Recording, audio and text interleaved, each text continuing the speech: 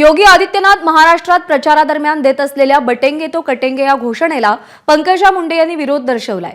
एका इंग्रजी दैनिकाला दिलेल्या मुलाखतीत पंकजा मुंडे यांनी अशा घोषणांची राज्यामध्ये आवश्यकता नाही, त्याऐवजी विकासावर बोलायला हवं असं म्हटलंय।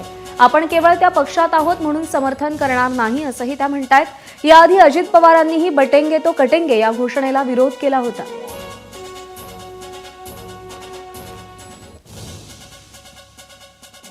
पंकजा मुंडे नेमकं काय म्हणाल्या? आपलं राजकारण वेगळं, महाराष्ट्रामध्ये बटेंगे तो कटेंगे सारख्या घोषणांची गरज नाही।